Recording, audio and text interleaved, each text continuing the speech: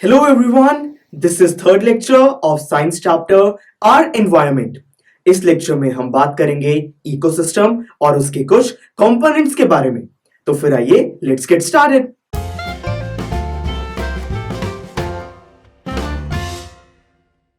Focus, nature में बहुत सारे ऑर्गेनिजम्स हैं जैसे कि प्लांट्स, एनिमल्स, ह्यूमन बीइंग्स और micro organisms.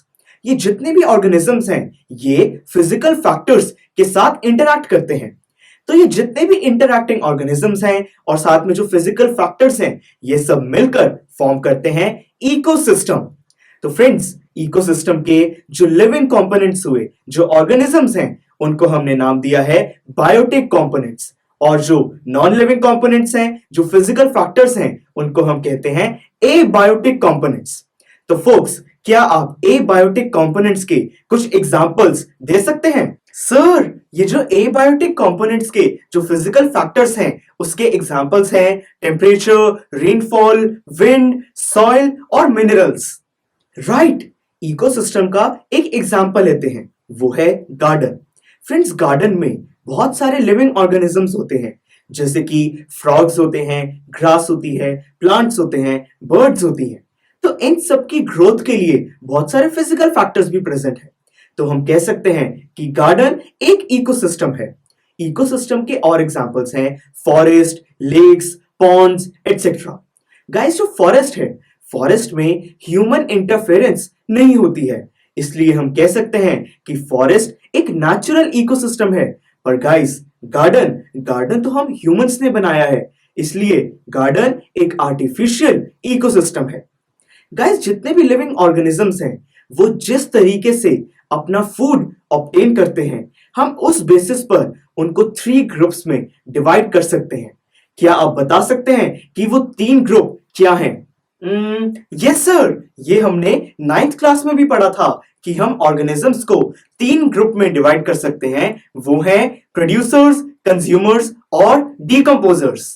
Correct guys, producers उन ऑर्गेनिजम्स को कहा जाता है जो अपना खाना खुद बनाते हैं। फॉर एग्जाम्पल ग्रीन प्लांट्स, ये फोटोसिंथेसिस के प्रोसेस से अपना खाना खुद बनाते हैं, इसलिए ग्रीन प्लांट्स प्रोड्यूसर्स हैं। अब बात आती है कंज्यूमर्स की। कंज्यूमर्स उन ऑर्गेनिजम्स को कहा जाता है जो किसी प्रोड्यूसर पर या फिर किसी और कंज्यूमर पर डिपेंड करते हैं अपने खाने के लिए। फॉर एग्जाम्पल ह्यूमन बींग्स, हम प्लांट्स और एनिमल्स पर डिपेंड करते हैं, तो इसलिए हम कह सकते हैं कि ह्यूमन बींग्स कंज्यूमर्स हैं। और हमारा लास्ट पार्ट है डीकंपोजर्स।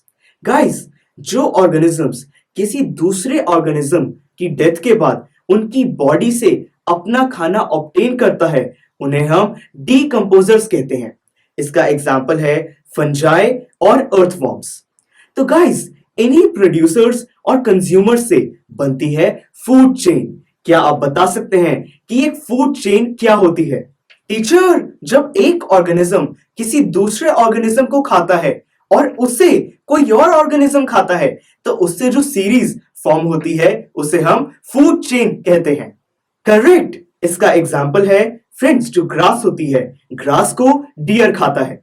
जो लाइन है, लाइन डियर को खाता है। मतलब कि ग्रास, डियर, लाइन, ये एक फूड चेन है। किसी भी फूड चेन में सबसे बॉटम लेवल पर होते हैं प्रोड्यूसर्स जो अपना खाना खुद बनाते हैं। उससे ऊपर वाले लेवल पर होते हैं प्राइमरी कंज्यूमर यानी कि हर्बीवोर्स जो प्रोड्यूसर्स को खाते हैं। फिर उससे ऊपर वाले लेवल पर होते हैं सेकेंडरी कंज्यूमर्स जो कि स्मॉल कार्निवोर्स होते हैं क्योंकि वो हर्बीवोर्स को खाते हैं।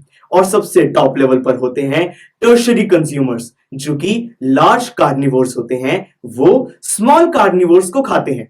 सो गाइस, इसी तरीके से फूड चेन बनती है। सर, ये फूड चेन में जितने भी लेवल्स हैं इनके बीच में एनर्जी कैसे फ्लो होती है? Very good question. गाइस, इसको ध्यान से समझिए। जो सनलाइट है उसकी जितनी एनर्जी हमारी अर्थ सरफेस तक पहुंचती है, प्रोड्यूसर्स उसका सिर्फ 1% कैप्चर कर पाते हैं। अब उन प्रोड्यूसर्स के पास जो 1% एनर्जी है, तो फर्दर फूड चेन में जो प्राइमरी कंज्यूमर उस प्रोड्यूसर को खाएगा, तो उस प्राइमरी कंज्यूमर में उस प्रोड्यूसर के पास जितनी एनर्जी है उसका 10% ट्रांसफर होगा। फिर जो प्राइमरी कंज्यूमर है उसको खाएगा सेकेंडरी कंज्यूमर। तो जो सेकेंडरी कंज्यूमर है उसमें उस प्राइमरी कंज्यूमर की 10% एनर्जी ट्रांसफर होगी और इसी तरीके से 10% फॉर्मूला से एनर्जी ट्रांसफर होती रहती है। इसका एग्जांपल लेते हैं। सपोज कीजिए कि सनलाइट 10,000 यूनिट्स एनर्जी एमिट कर रहा है, तो जो प्रोड्यूसर्स हैं वो 10,000 का 1% कंज्यूम करते हैं। मतलब कि 10,000 का 1% हुआ 100 यूनिट्स। मतलब कि जो प्रोड्यूसर्स हैं उनके पास 100 यूनिट एनर्जी है। फिर जो प्राइमरी कंज्यूमर होगा उसको 10% मिलेगा। मतलब कि 100% का 10% यानी कि 10 यूनिट्स। फिर जो सेकेंडरी कंज्यूमर है उसको प्राइमरी कंज्यूमर का 10% मिलेगा। मतलब कि 10% का भी 10%, दैट इज सिर्फ 1 यूनिट। और जो टर्शरी कंज्यूमर है उसको तो सिर्फ 0.1 यूनिट एनर्जी मिलेगी। मतलब कि एक फूड चेन में जितने लेवल्स इंक्रीज होते हैं एनर्जी उतनी डिक्रीज होती रहती है। गाइस, जब हम बहुत सारी फूड चेन को ज्वाइन कर देते हैं तो बन जाता है फूड वेब। ये एक बहुत इंपॉर्टेंट फिनोमिनन है। इसको प्लीज ध्यान से समझिए और इसको हमेशा याद रखिए। टीचर, एक फूड चेन में अगर एनर्जी ट्रांसफर हो सकती है तो क्या हार्मफुल प्रोडक्ट्स ट्रांसफर नहीं होते? बिल्कुल होते हैं। गाइस, आजकल हम सॉइल में बहुत सारे केमिकल फर्टिलाइजर्स और पेस्टिसाइड्स ऐड करने लग गए हैं, जिसकी वजह से जो प्रोड्यूसर्स हैं उनमें वो एक्यूमुलेट हो जाते हैं। और किसी भी फूड चेन में सबसे टॉप लेवल पर ह्यूमन बींग्स ही होते हैं। मतलब कि हम कह सकते हैं कि इन केमिकल्स की सबसे ज्यादा कंसेंट्रेशन हम ह्यूमन बींग्स में है। क्योंकि फ्रेंड्स, केमिकल्स ट्रांसफर होते हुए कोई 10% रूल अप्लाई नहीं होता। फ्रेंड्स, इस फिनोमिनन को हमने नाम दिया है बायोलॉजिकल मैग्निफिकेशन। इसीलिए हमें कोशिश करनी चाहिए कि हम ऑर्गेनिक वेजिटेबल्स खाएं, क्योंकि उसमें ये हार्मफुल केमिकल्स नहीं होते। So friends, this was all about this lecture. Next lecture में हम बात करेंगे कि कैसे ह्यूमन एक्टिविटीज की वजह से एनवायरनमेंट अफेक्ट होता है। Click here to go to the next lecture of this chapter. Click here to go to the playlist of this subject. Click on the circle to subscribe so that you can get updates every time we upload a video. Thank you for watching, guys, and have a good day.